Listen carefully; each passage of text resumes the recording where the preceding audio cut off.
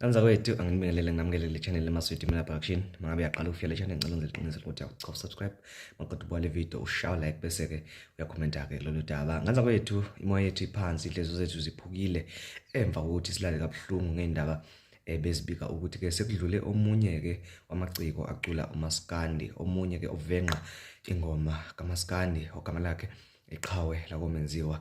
Lensizwa ke ingomunye wabane abaphangalele endibane lodge yasolunde ngenkathi ke iNational Intervention Unit ibangenelela.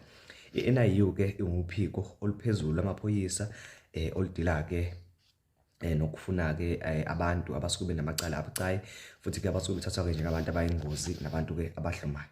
Iqhawe ke la komenziwa ebelidume ngengoma ke ethi ngonile emazulwini idle imali yepika. Ngomunye kwabane ke amaphoyisa athe anqinzwe indlebe ukuthi ke bafunelwa amacala ango-2023, amacala ke angonyaka odlule, amacala ke asefilidi babanango kanye ke nasolundi. Kuthiwa ke lezi insizwa ke babhance kule lodge ke nokuthe uma amaphoyisa efika engqongqoze madoda vulani thina sesifikile e-NIU, hawu banqaba bona baphendula ngenhlamba kakahibo laba bedubula.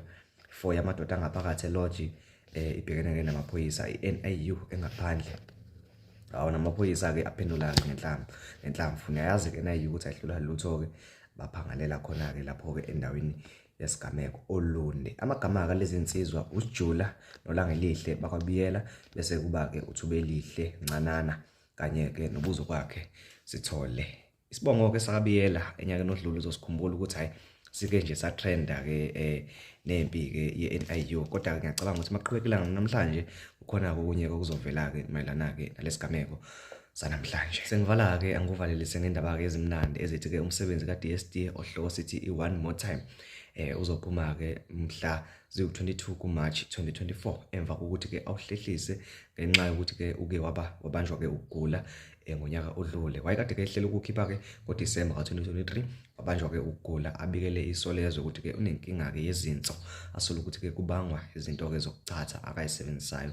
Kanza kwethu angikutshele nje ukuthi ke izinso akuzona isifo esilula, akusona isifo ngasithatha kancane. uDSD simfisela ke ukululama, engathi ngasesaluma alulame asilethele ke umsebenzi. Mawukuthi wakade usukhokhelile umsebenzi wakhe asisekho ke isidingo sokuthi ke ulokhu ke uba ne-stress nokuthi lokho uphatheka kabi ukuthi mhlawumbe kudliwe imali yakho. Cha, umsebenzi uzogcina ufikile kuwena. Ngiyabonga.